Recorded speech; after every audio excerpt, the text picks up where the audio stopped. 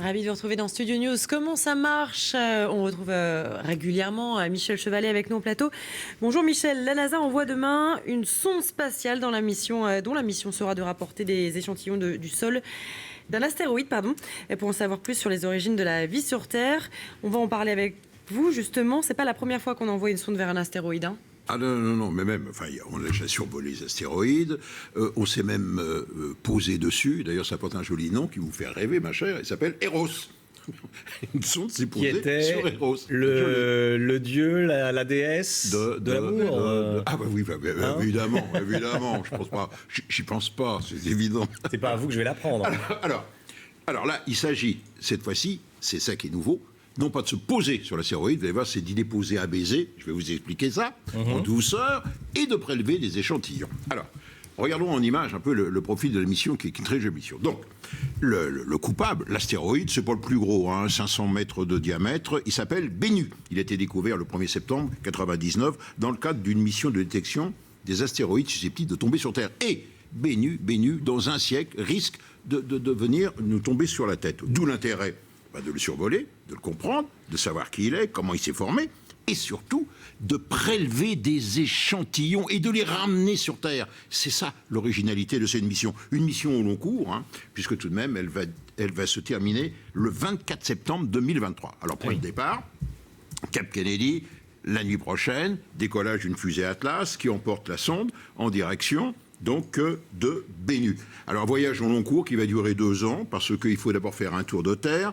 et puis après on part en direction de Bennu. Et Bennu, on ne va pas se satelliser, il va falloir accoster si vous voulez, c'est-à-dire voler à la même vitesse. Alors qu'est-ce que l'on va faire? Premier temps, on va la photographier, les dégagements gazeux et puis surtout, regardez, on va voir quelle est l'importance du rayonnement solaire. Le rayonnement solaire va modifier la rotation de l'astéroïde et donc son risque de tomber sur Terre. Vous voyez, c'est nouveau ça, c'est une nouvelle technique, la pression de radiation solaire. Alors, la partie la plus importante, la voici. Vous voyez, il y a un bras de 3,50 m qui va se déplier. Tout ceci est entièrement automatique quand il est à proximité de Bennu. Au bout de ce bras, vous voyez, il y a une espèce de couronne avec des trous. Et cette couronne, l'engin va se rapprocher, vous voyez, tout doucement, à raison de 20 cm par seconde. C'est très peu. Et il va frôler la surface. Je dis bien, c'est déposer un baiser. Et là, il y a 3 jets de gaz qui vont soulever de la poussière, qui vont être captés par cette pièce métallique et qui vont être déposés, vous voyez, on ouvre le couvercle, dans un petit module. Et regardez bien la forme du couvercle. Le couvercle, il est conique. Pourquoi conique? Eh bien parce qu'il va protéger ce petit module lorsqu'il va rentrer dans l'atmosphère de la Terre, au moment où il va revenir. Vous voyez? Donc, l'engin...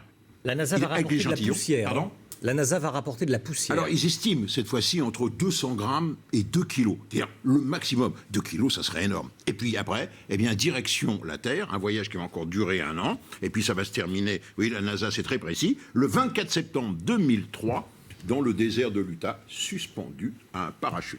Bon, voilà la mission. Qu'est-ce qu'on espère apprendre, Michel?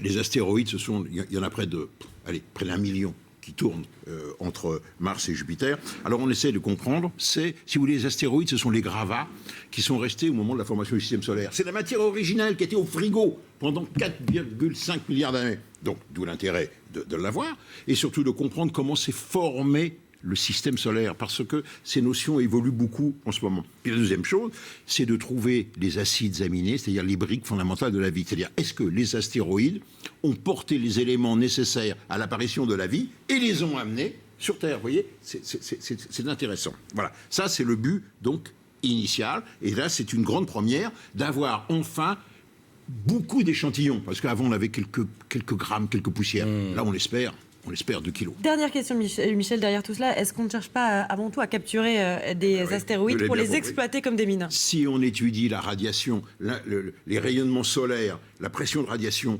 fait pivoter l'astéroïde sur lui-même, on peut l'utiliser pour dévier les astéroïdes lorsqu'ils menacent la Terre. Donc il y a la mise au point et l'étude de comment protéger la Terre des chutes des astéroïdes.